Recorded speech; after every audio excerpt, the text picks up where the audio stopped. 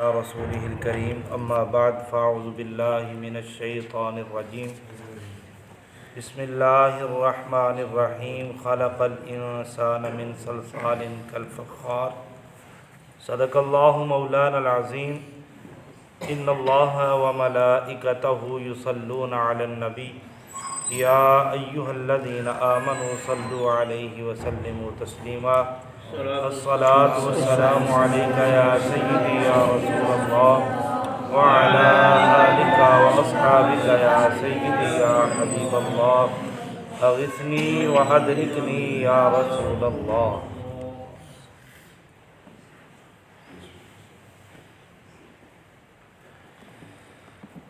معزز و محتشم صاحبان ذی وقار، سب سے پہلے تو اپنے پروردگار عالم کا شکر ادا کرتے ہیں کہ جس نے اپنے پیارے حبیب کریم رؤوف الرحیم صلی اللہ علیہ وآلہ وسلم کے وسیلہ جلیلہ سے ہمیں اپنی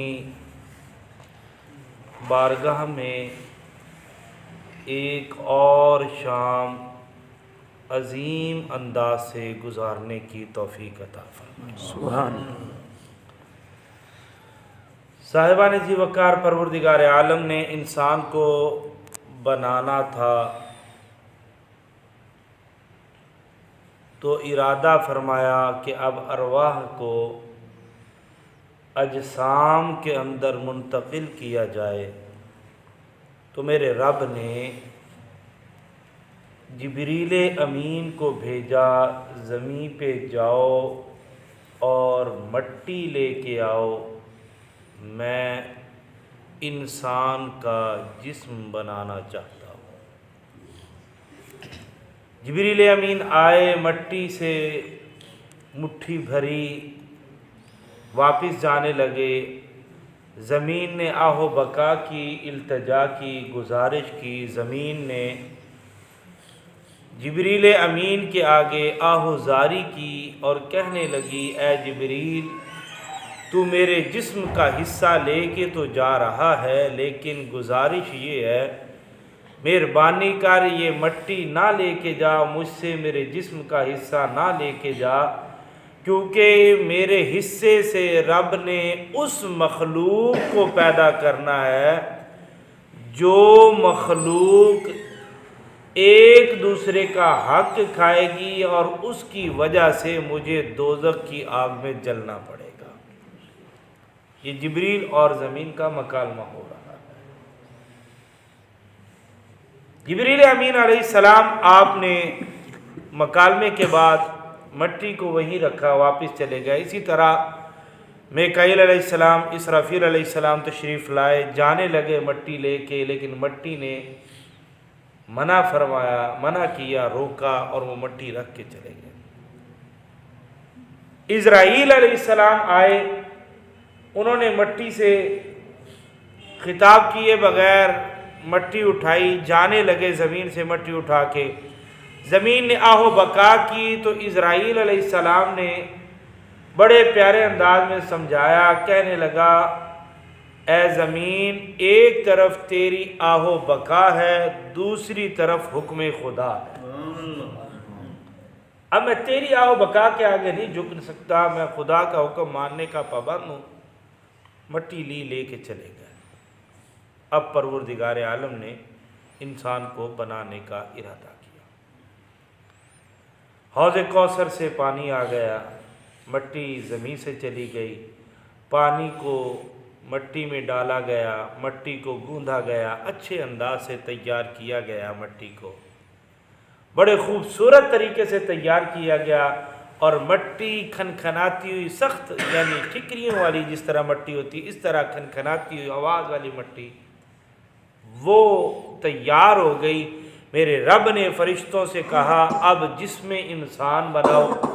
فرشتوں نے پاؤں سے لے کر گلے تک سارے سراپائے انسان کو بنایا. اب پروردگار عالم نے اعلان فرمایا، فرشتوں اب ٹھہر جاؤ، تمہارا کام ختم ہو گیا، اب میرا شروع ہو گیا. پاؤں سے لے کر گلے تک سراپائی انسان بن گیا، جسم بن گیا، پاؤں سے گلے تک. پاؤں سے گلے تک۔ فرشتے عرض کرتے ہیں مالک کرنا کیا ہے؟ میرا رب کہتا ہے میں نے کہہ دیا اب رک جاؤ، اب میرا کام شروع ہو گیا۔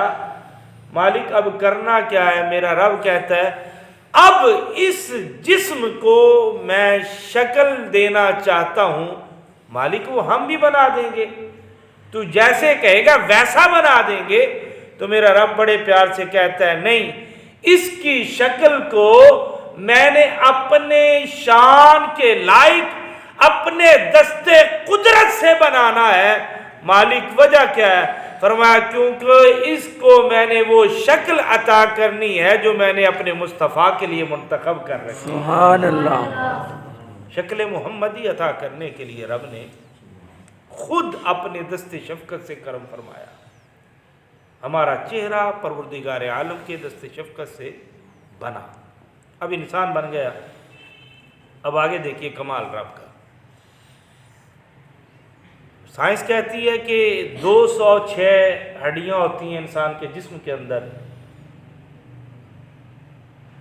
اور 206 ہڈیوں کو جوڑنے کے لیے میرے رب نے 360 کتنے 360 جوڑوں کا انتظام کیا۔ یہ جوڑ ہے ہمارے جسم کے، 360 جوڑوں کے ساتھ 206 ہڈیوں کو۔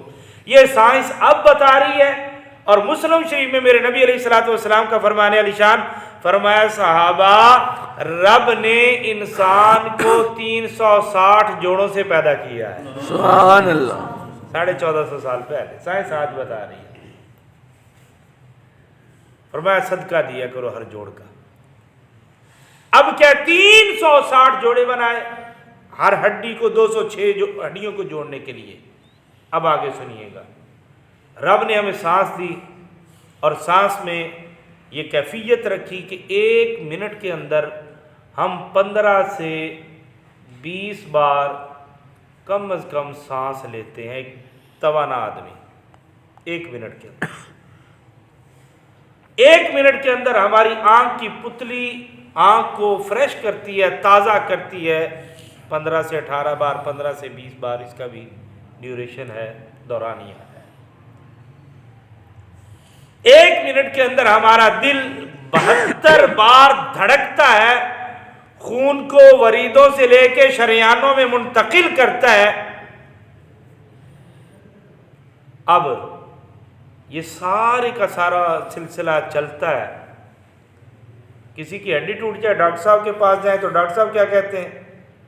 70,000 روپے لگیں گے جی، جوڑ دوں گا۔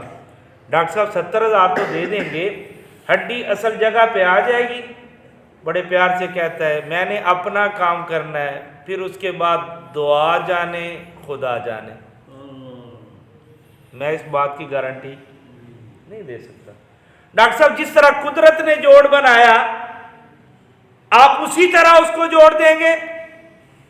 کہنے لگا نہیں جی، اس بے مثال کے بے مثال کاموں کی مثال نہیں بنی جا سکتی۔ ڈاکٹر صاحب میری آنکھ خراب ہو گئی، آنکھ کی پتلی یا تو مسلسل بند ہوتی رہتی ہے، کھلتی رہتی ہے، یا بند ہوتی نہیں، اتنے لاکھ روپے لگیں گے تیری پتلی کا علاج ہو جائے گا۔ ڈاکٹر صاحب آرام آ جائے گا؟ کہنے لگا میں نے اپنا کام کر دینا ہے، پھر دعا جانے خدا جانے۔ لاکھوں روپے دے کے کسی کو کہا جائے ڈاکٹر صاحب میرے دل کا اوپن سرجری کرنی ہے، کیا کہے گا 10 لاکھ روپے اکاؤنٹ میں جمع کرواؤ جی، یا 15 لاکھ یا 20 لاکھ۔ ڈاکٹر صاحب آرام آ جائے گا؟ کہنے لگا میں نے اپنا کام کر دینا ہے، اس کے بعد دعا جانے خدا جانے، پیسہ میں نے لے لینا ہے، معاوضہ میں نے لے لینا ہے، لیکن قدرت کے نظام کی طرح تیرے جسم کے سلسلے کو دوبارہ میں جوڑ نہیں سکتا۔ اللہ والے کی بات تھوڑی سی اس ضمن میں بتا جاتا ہوں۔ کسی اللہ والے کا کہتے ہیں نا دل کا آپریشن ہوا، تو ڈاکٹر صاحب نے کہا یہ پرانی بات پڑی ہوئی، کتنے پیسے جی؟ کہنے ڈاکٹر صاحب کہنے لگے یہ 8 لاکھ روپے۔ کہتے ہیں انہوں نے 8 لاکھ کا چیک دیا یا پیسے دیے، سجدے میں سر رکھا اور رونا شروع کر دیا، بابا جی کیا ہوا؟ کہنے لگے رو اس لیے رہا ہوں 80 साल उम्र के होने के करीब है, तूने 1 घंटा 2 घंटे 1 दिन 2 दिन 4 दिन या 10 दिन 20 दिन किया मुआवजा मेरे दिल को दुरुस्त करने का, तूने 8 लाख लिया, मैंने 80 साल जी लिया, मेरे रब ने मुझसे 1 रुपया भी नहीं मांगा। देख ना तेरे रब की शान, तेरे रब की कुदरत देख तू। मालिक हम पुतली का इलाज कराएं, लाखों लगे, लेंस हमारे डेड हो जाए, पीछे जाके आंखों का नूर मसल पट्टे हमारे वो मर जाए, तो डॉक्टर कहते हैं अब आंख का इलाज भी मैं नहीं कर सकता, डॉक्टर साहब मुझे डोनेट हो जाएगा, अतिया हो जाएगी आंख। डॉक्टर कहते हैं आंख डाल भी दूं तो नुकसान ही है, क्योंकि पीछे से बकायदा काम तेरे लेंस नहीं कर रहे, तेरे पट्टे कमजोर हो गए। तेरी आंख, तेरी पुतली, तेरे दिल का धड़कना, तेरी सांस लेना, तेरी नजर का जमीन के खजानों तक पहुंचना, बल्कि खजानों से लेके अर्शे उला तक देखना, ये सारे का सारा मेरे रब की रहमत की मरहून मिन्नत है।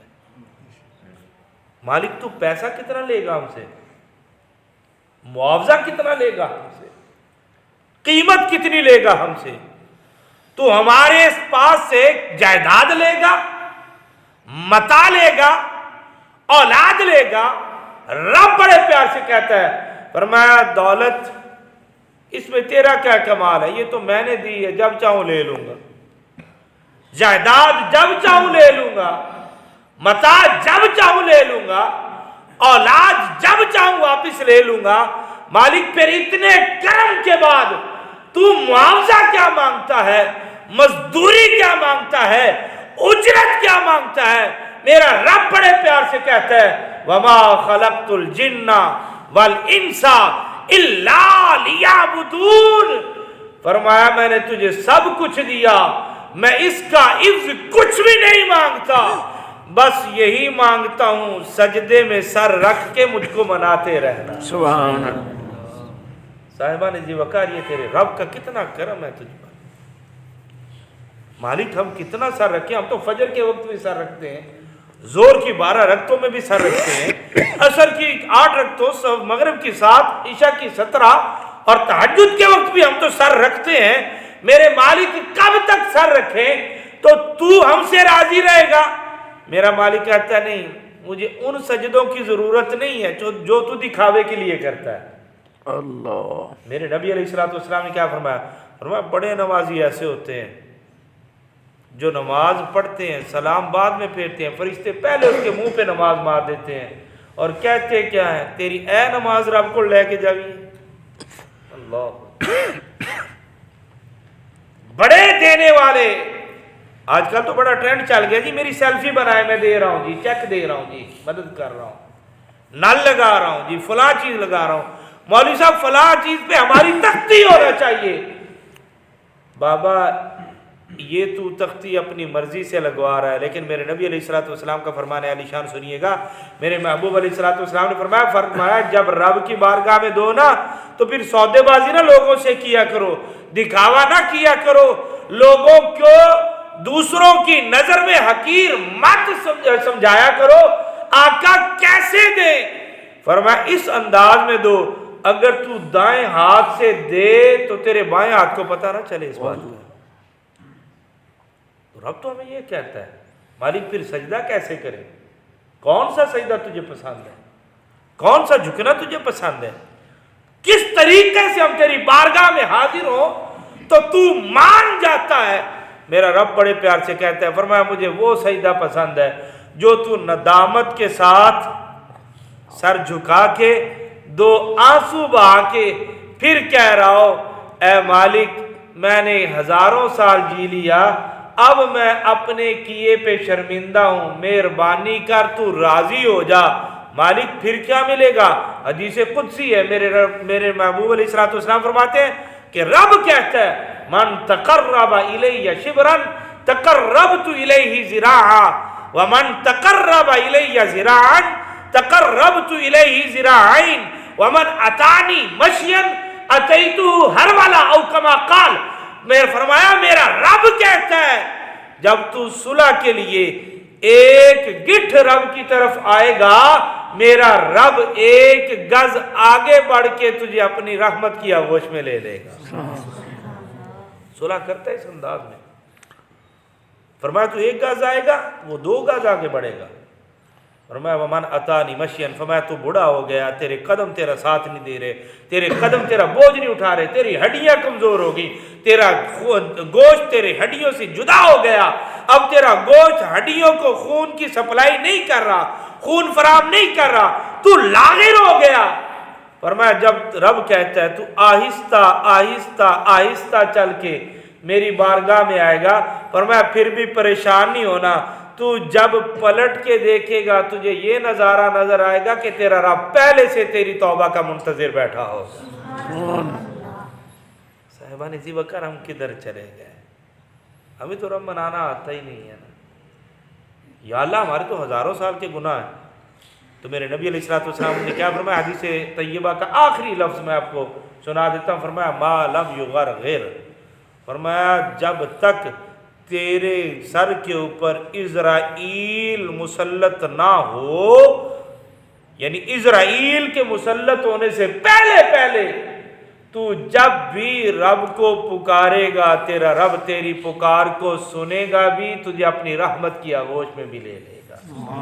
پروردگار عالم کی بارگاہ میں التجا کرتے ہیں، اے مالک اپنے پیارے حبیب صلی اللہ علیہ وآلہ وسلم کے وسیلہ جلیلہ سے ہم گناہ گاروں کو، ہم سیاہ کاروں کو، ہم خطا کاروں کو اس انداز میں زندگی بسر کرنے کی توفیق عطا فرمائے کہ جب ہمارا جسم ہمارے روح سے جدا ہو رہا ہو، ہماری سانسوں کا سلسلہ ٹوٹ رہا ہو، ہمارے اعضاء ہماری روح سے تعلق کو توڑ رہے ہوں، مالک کرم کرنا، فضل کرنا، مہربانی کرنا کہ اس وقت جب ہم مرنے لگیں ایک آنکھ سے تیرا دیدار کر رہے ہوں، دوسری آنکھ سے تیرے یار کا دیدار کر رہے ہوں. وَمَا عَلَيْنَا إِلَّا الْبَلَاغُ الْمُبِينُ.